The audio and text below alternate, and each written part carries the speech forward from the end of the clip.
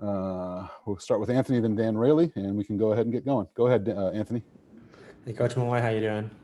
How about yourself? Pretty good. So I'm kind of working on a story here about just like your connections with all the Polynesian players, and that you guys have had a lot of success recruiting Polynesian players recently. And I'm just wondering, you yourself attending UW, just like, I mean, why do you think guys want to come to UW, and why is it a destination for a lot of Polynesian players? Well, we have a huge Polynesian culture here. When I was here, both Seattle and Tacoma were loaded with Polynesians back in the day. Also, the connections between each person. When I was recruited, Al Tufono was here. He was a former player, and he became a graduate assistant. That became the connection. Willie Naloial was also here. So there are some people from Hawaii that was already here. Paxton Tailele was here. And so that's how, to me, I think everything started. Coach Lambright at the time majored in Hawaii and trying to bring Polynesia from there. My class, I believe we had 7 of us that came up together. And then, like I said, the culture here is what it makes Seattle feel home to me. To me, this is my home. If I'm not going to Hawaii, I'm staying here because of the people. I think the people are very welcoming of that. The culture of this program is very welcoming of that. And then from here, I think it just opens your eyes, being Polynesian and having our tight-knit culture, and then learning the Husky way, and then kind of broadening your vision on that. And I think from there, my advantage is that I am a Husky. So not only can I talk about the Polynesian culture and how my wife and I will bring people over for dinner, no different than what they already do in their own homes, but I can tell you their experience while they're here. So I think everything that we have is built around that. And that's why we're successful at it. Let me ask Coach Malloe just to tip your visor back just a touch. You can do that too. Yeah. And then we'll go with Dan Raley and then Lars Hansen. Go ahead, Dan Raley. Yeah, Coach, what's been the issue with the defensive line so far? From what I can see, you've had to shuffle guys in and out for whatever reason, and it seems like they're having a little bit of trouble getting a push on the others against the other side. What do you Absolutely see?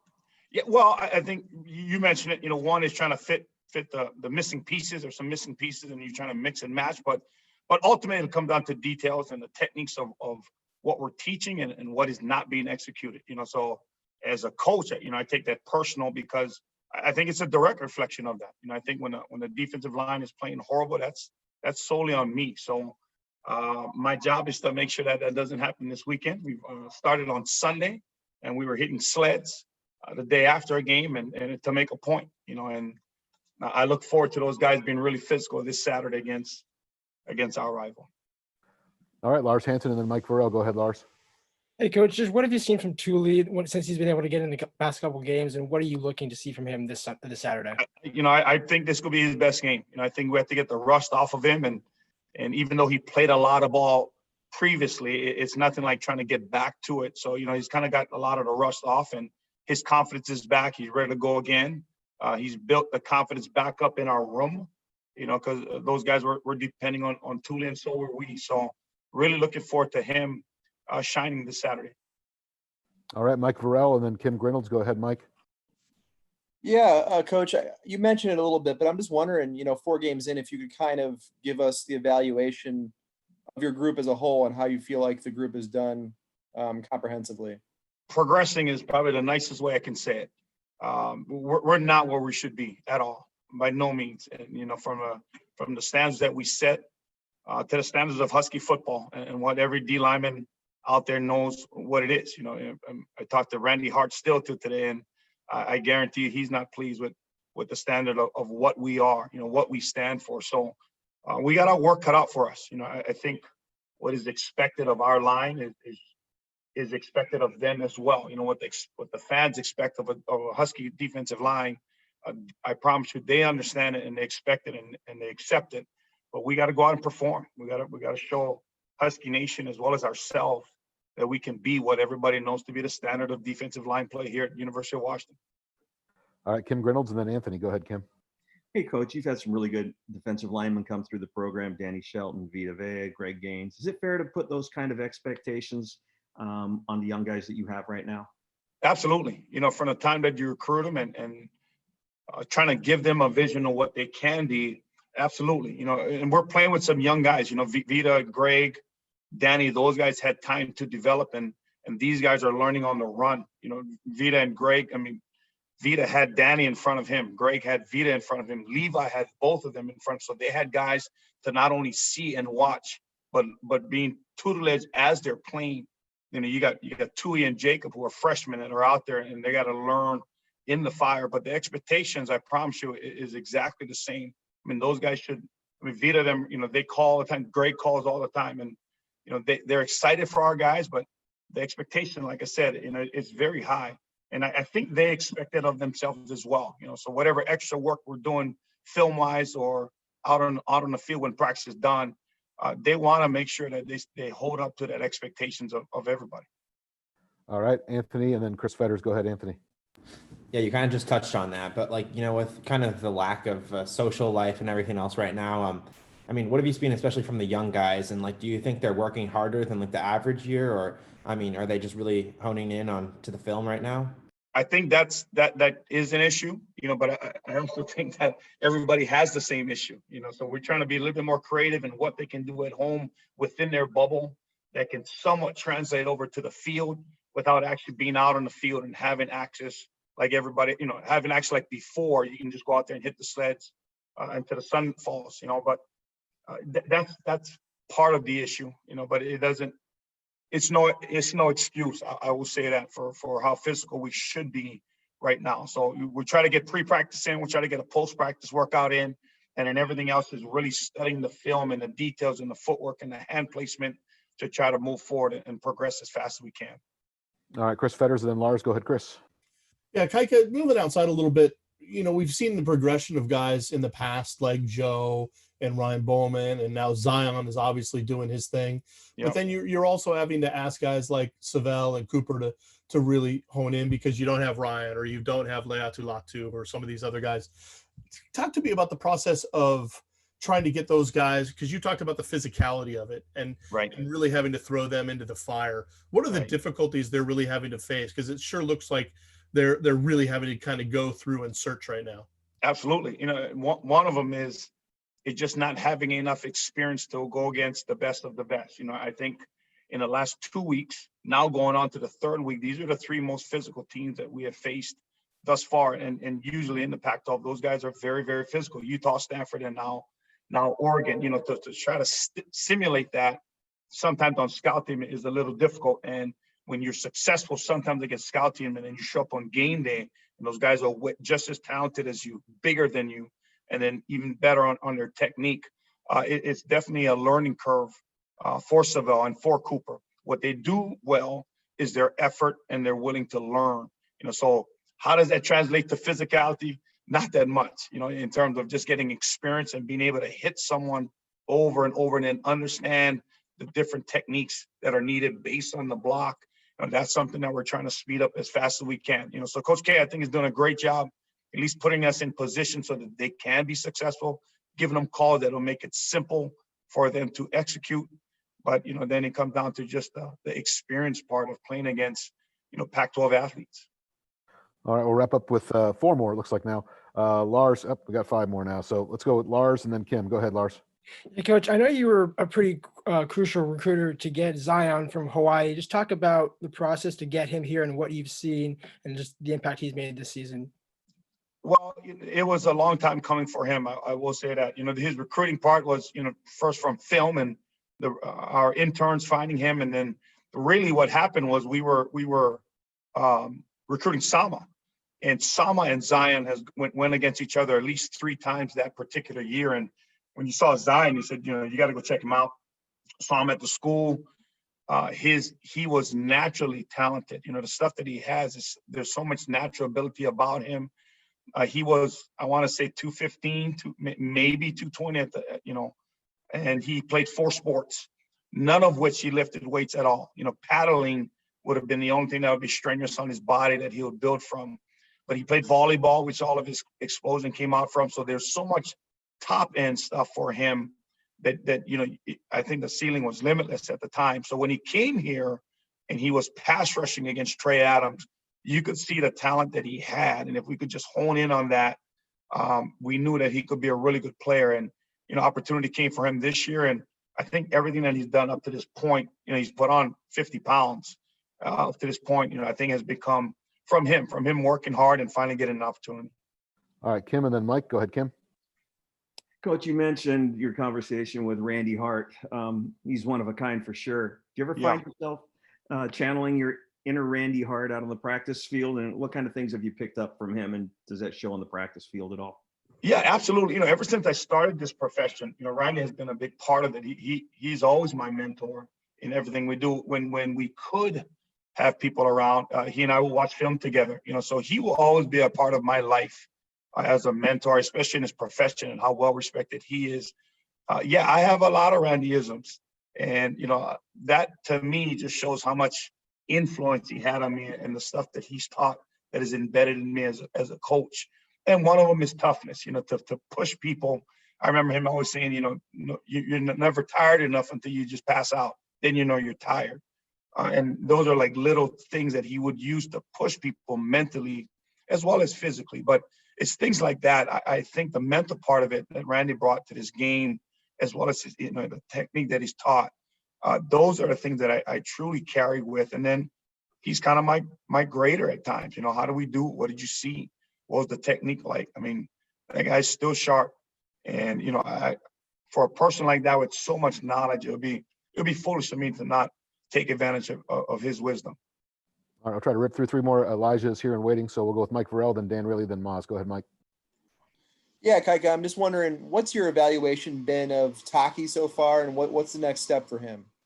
The next step is making plays. He's a road grader. I think people know him as that, and he can knock off and hold the point. But for him, it's about making plays. It's about getting off. It's about what Danny used to do. Danny could hold the point, but also make plays when those ball carriers are coming at him. And that's what's, he knows that. If you ask him, he'll know that. And that's the next step for him. Not just known as eating up double teams and holding the point and making it easy for linebackers to make plays. But for him to take the next step, he needs to get off a block and go tackle the football. All right, Dan, and then Maz. Go ahead, Dan. Coach, Latu was supposed to be a starter this year. We haven't seen him. Does he still have a chance to play this year as the season winds down? Absolutely, yeah. He's progressing every day, and the trainers are doing a great job with him. I think that'll be between the trainers and Coach Lake in terms of how his health is. But everything is, how we are. Everything is about a person's health and making sure he can be 100% before he even decides to come back on the field. But what Latu brings is just his energy. I mean, he's always smiling on the field. He still is locked in to what the game plan is, so he can teach on the field. So he's just as instrumental right now without pads on as he was with pads on, especially how young we are in that room. All right, Mazvita, last question. Go ahead, Maz. Yeah. Hey, Coach, I'm just wondering the messaging with young guys from, watching film, being physical, and then just executing and not overthinking anything in the game, and especially your first road game and against a rival. Try to make it as simple as possible for them, so they can key on one person, try to be as physical as they can with that person, and then go hunt the ball. But being young, that's part of the learning process, right? Do they know about the rival? Yes. Do they feel it? Do they understand it? Are they fully embedded in it? Not yet. That's why, you got like Elijah Molden, those guys, the leaders of the group that have to pass that on. And that's the unfortunate part about being young.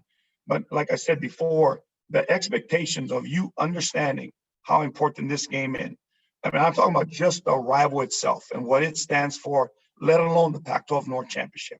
This rival itself means so much to Husky Nation, right? And that importance has to be in his body, in his heart, before he walks on that field on Saturday. So we got 4 more days to make sure all those freshmen understand it, and they're playing for Husky Nation. All right, thank you very much for your time, Coach. As mentioned, Elijah is there and ready to go, so we'll slip him into the seat, and we'll get. Appreciate you guys. God bless. Be safe. Hands up for Elijah. You can, like I say, he's already sitting there waiting to go. So if you have a question for Molden, it'll be Vorel, Maz, Lauren, Lars when we get started. Looks like Elijah's ready, so we'll get it started with Mike Vorel. Go ahead, Mike. Yeah, Elijah, this was kind of assumed, but I know that Jimmy said for sure that you're not coming back next season. And I'm wondering just why is this the right time for you to move on? And also, are you starting to feel that you're coming down to the end here? That's a good question. I think I just knew, I mean, first of all, in my heart, I felt like I needed to come back for this year, for my team, for my coaches, and for estimation and whatnot. Also for myself too. I needed to put, I feel like I needed to prove myself, and show that I'm the player I think I am. Deep down though, I do feel like that. Yeah, this is my last season. I feel like I've proved enough. I put enough plays on tape, and now I need to take that next step. All right, Mazvita, then Lauren, please. Yeah, staying on that kind of the end here. What is it like, going up against Oregon, and how much is that kind of a factor? The coach is talking about the rivalry game, and so as you look at the last game coming up against your rival, what thoughts are there? Obviously, the importance of winning, but playing Oregon, what's there for you? Yeah, I mean, to us, this is our most competitive rivalry game, and to our fans, it's the same as well. So this game definitely holds more value than others, and now put the the situation we're in with the Pac-12 North on top of it, then it's even of more importance. So, and also it's individually speaking, playing my last game in my home state, that'll be fun. All right, Lauren, and then Lars, and then Chris Fetters. Go ahead, Lauren. Yeah, Elijah, kind of along those same lines. I mean, you mentioned playing for the Pac-12 North. When you decided to come back, is this kind of situation, playing Oregon for the North in your home state, is this kind of how you would have wanted to kind of wrap things up here? Yeah, I think so. I mean, obviously they're a good team. Every year, they definitely win games and they have good players. So, I wasn't thinking I would be in the position I am now, and as a team, we'd be in this position. But we are. So now we just got to take it day by day, and then prepare for Saturday. Lars, and then Chris Fetters. Go ahead, Lars. Yeah, Elijah, just how much do you feel the last two games have really helped you guys locked in as the season kind of comes to a close here, just to kind of fine tune everything, and especially in the secondary? You said how do we lock in? No, how do you feel you guys have locked in the past two games, given how the last two games have gone? How do you feel that helps you going into the end of the season? Oh yeah, I mean, we started slow all the way around. In the secondary, we always say that big plays run through us, and when the team comes out, two teams come out first half and score 21 points on us, we feel like that's on our shoulders. So, this week and the following weeks, we need to prove ourselves again, and start fast, and we prepare the same way every week. Watch tons of film, deliberate practice and whatnot, but now we need to really just hone in on the details, the little things. All right, we'll go with Chris, and then Anthony. Go ahead, Chris. Yeah, Elijah, you talked about setting the tone, and obviously when you defer and you're playing defense to start the games, the last couple of games, can you talk at all? Have you been able to pinpoint kind of what's gone wrong, or in terms of energy or scheme or anything that has kind of seen how the first quarters have been going for you guys last couple of games? I feel like it's just there's so many factors to think about. For one, we need to, have that sense of urgency coming out, the tunnel for the first half. And we need to, focus on starting fast. Yes, we're a good team. Yes, we're a good second half team, but that's not going to cut it as you saw last week. So we need to play, not just 2 quarters of physical, not just 2 quarters of, good football, but all 4 quarters. All right, Anthony, then Mike Vorel, then Dan. Go ahead, Anthony. Yeah, we saw you play a couple different positions last Saturday, and how do you think that you kind of fit in the NFL or in your future career, just like on the field? What do you think you're going to play? Shoot, I think that's for my future team to decide. I view myself as a defensive back. I feel like I can play corner, nickel, or safety. I am most comfortable at nickel and safety, so if I had to take a guess, I'd probably say those positions, but I think versatility is something I pride myself on, so I'll be ready for whatever. All right, we'll stay with the 5 hands we have up right now. Go ahead, Mike Vorel, then Dan. Go ahead, Mike. Yeah, Elijah, obviously it's well known, your family's connection to the University of Oregon and growing up there. And I'm just wondering, have those games meant more to you at all because of that? And also, I'm sure you've been asked this a bunch of times, but how close were you to going to Oregon during the recruiting process? Yeah, I was pretty close because, I did want to be that, I did want to follow my dad's footsteps. Obviously he's a duck great. And, I watched going to college football games. I go to Oregon games. But kind of through recruiting and, growing up, I wanted to find my own path and make a name for myself individually. And that's what I've done here. I came to UW and everything has paid off for me. In terms of like what this game means to me individually, I don't think it, like I said, this is a rivalry game, so I'm gonna treat it that way. It's not like, I'm getting smack talk from my friends back home or, or my dad's talking. It's, the people who love me are going to support me. So that's all I care about. All right, Dan Raley, then Tony. Go ahead, Dan. Elijah, as your career winds down, Oregon is the only game that is scheduled. Would you like to see an Apple Cup resurrected? And do you expect to play in a bowl game? I would not like to see an Apple Cup resurrected because I like to be playing the Pac-12 championship. And in terms of the bowl game, I'm not entirely sure yet. We're just taking it one game at a time, focusing on what we can handle, my body too and my health. And obviously I want to play football. That's why I came back for the year. Tony, and then Kim Grinolds. Tony, go ahead. Elijah, staying on that message about just the way these games have gone in the past, the rivalry nature here. What's your earliest memory of Washington versus Oregon? And did that game as a kid seem like a game to you? My first memory of Washington versus Oregon. Honestly, I wasn't really fully aware of the rivalry until I was a recruit and I took my official visit to Oregon when Washington put up 70 points. And that was when I was kind of introduced to the rivalry. In my house, it was more so Oregon State versus Oregon. And then from there, the fans really make the rivalry what it is, and the fact that Oregon's a good competitor too. So, yeah. All right, Kim Grinolds, and we'll wrap it up with Chris. Go ahead, Kim. Elijah, how does the defense change when you go back to safety? And what does it change when, or how does it look when Kyler's on the field? Yeah, Kyler's a freak athlete, so, and that's why our coaches decided to put him on the field and move me back to free safety. Which, I'm going to listen to coaches. I'll do whatever they say me to do. That they can tell me to play linebacker, I'll play linebacker.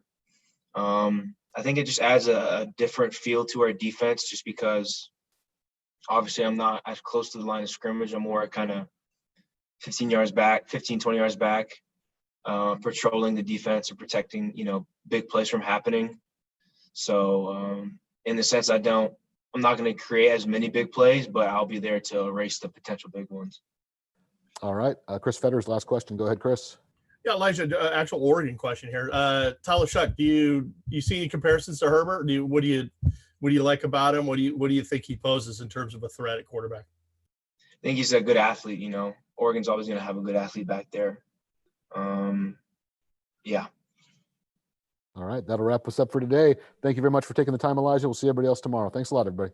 Thank you. Thanks.